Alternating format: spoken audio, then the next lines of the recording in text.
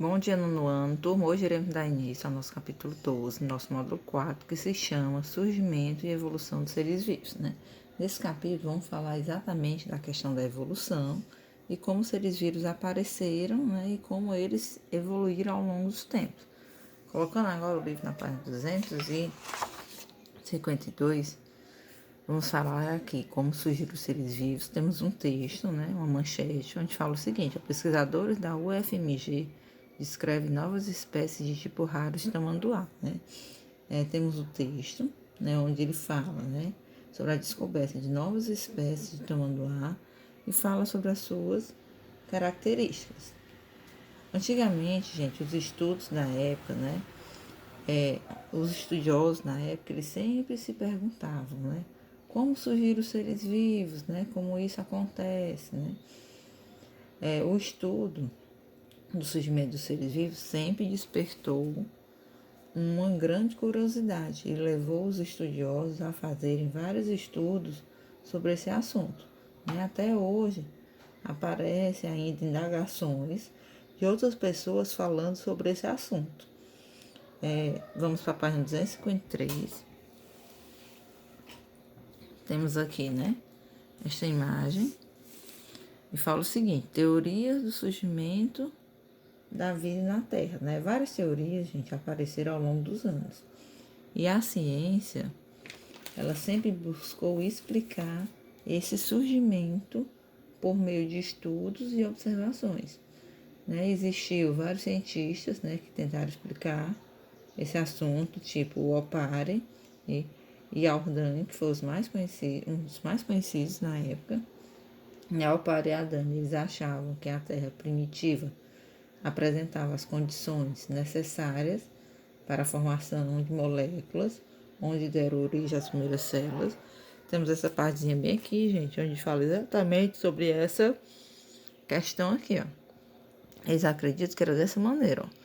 A intensa atividade vulcânica liberava gases no ambiente, sob a ação de radiação ultravioleta e das constantes descargas elétricas, né? Eles acreditam que havia muita descarga elétrica devido à radiação que tinha no planeta. Por meio de água das chuvas, as moléculas simples eram carregadas até os oceanos primitivos, onde ocorriam diversas reações químicas. Com o passar do tempo, as moléculas simples deram origem às moléculas mais complexas, como açúcares, lipídios e aminoácidos. Né? Quer dizer, das simples, né, foram para as mais complexas. Né? E a aglomeração de moléculas complexa, por sua vez, formou pequenas estruturas isoladas por uma membrana e que provavelmente possuíam metabolismo simples com capacidade de absorver substâncias do ambiente. Essa estrutura foi chamada de conservados.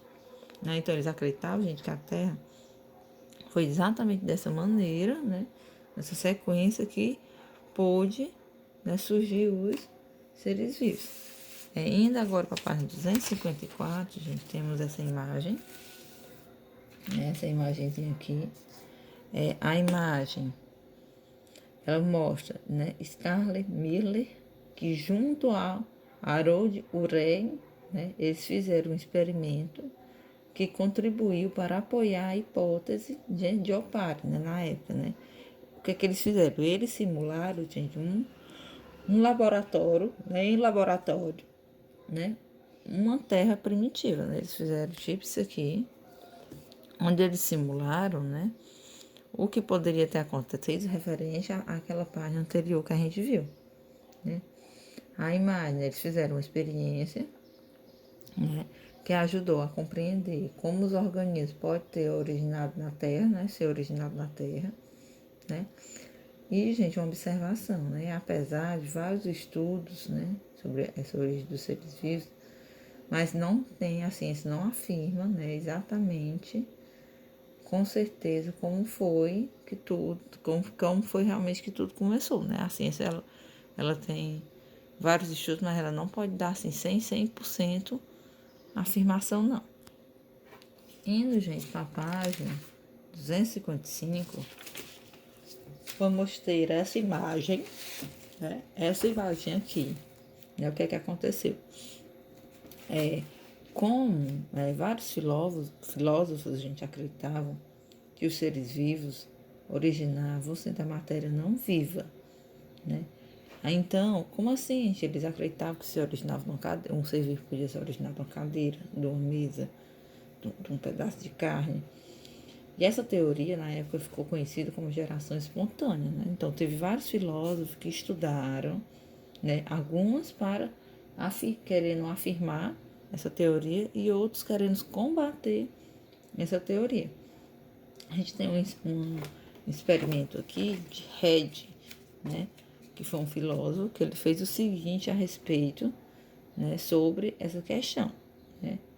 Ele pegou uns potes e colocou carne. Um ele colocou aberto, né? Botou carne, botou o pote aberto, e o outro ele colocou o pote e fechou, né? O que é que se pode perceber aqui, né? Que no pote, gente, que ficou aberto, né? As moscas entraram, né? E colocaram seus ovos, ó. Então, consequentemente, surgiu outras moscas. E no pote que ficou aberto, fechado, não aconteceu nada.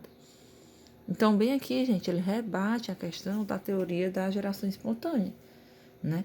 Porque o que é que eles acreditavam? Que as moscas tinham nascido do pedaço de carne, né? Mas no momento que ele fechou o pote, ó, a mosca não pôde colocar seus ovos, então não pôde nascer mosca. Então, ele rebate essa teoria, né? Teve outro cientista também na época, que ele foi muito importante, gente, nessa questão, né, também, da descoberta, né? Ele se chamou Pasteur. O que é que ele fez aqui, ó, gente? O experimento dele, ó. Ele preparou um caldo à base de carne e colocou em frascos, fervendo por alguns minutos.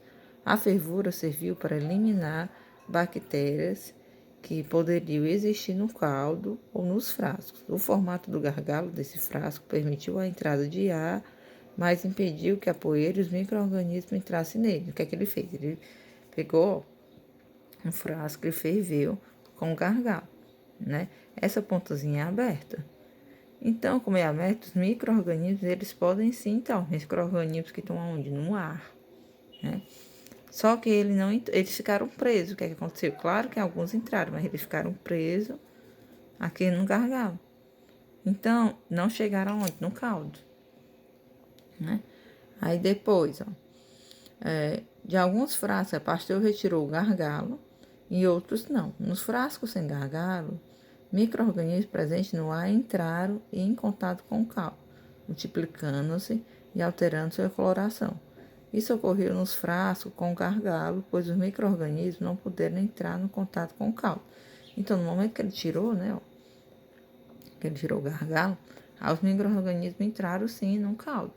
O que é que ele quis provar aí, gente? Que não existiu, o ser vivo ele não nasceu do caldo, né? Aqueles micro-organismos que foram encontrados no caldo era porque eles estavam no ar.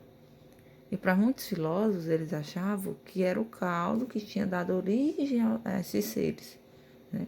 E esse experimento dele veio para provar exatamente isso, né? Que só teve micro-organismo no caldo no momento que ele quebrou o gargalo do frasco, né? Então, gente, vamos agora para a página 256, né? Temos aqui, na verdade, é uma teoria, né? Uma teoria chinesa sobre a origem dos seres vivos, né? Uma história, né? Que eles acreditavam na época, né? Que conta uma lenda, né? Uma antiga lenda que o mundo veio de uma bola cósmica. Nela se desenvolvia o espírito gigante Pangu. Ao nascer, ele não enxergou nada por causa da escuridão e gritou pedindo a luz. O imperador, né, de Jade o escutou e lançou-lhe um machado com o qual Pangu rachou a parede da bola cósmica. A luz entrou, mas logo a abertura começou a fechar. Para não perder a luz, Pangu segurou a abertura por anos, até que ele percebeu que o buraco não se fechava mais. Aliviando, Pangu riu tanto que morreu, e as partes do seu corpo começaram a se transformar. Na verdade, gente, isso é uma história, né? Uma teoria que alguns acreditavam. E fora essa história, existem várias outras teorias aí, no mundo a respeito do surgimento dos seres vivos. Então, gente, nossa primeira parte é essa, viu? Não esqueçam de comentar após assistir o vídeo. Bom dia!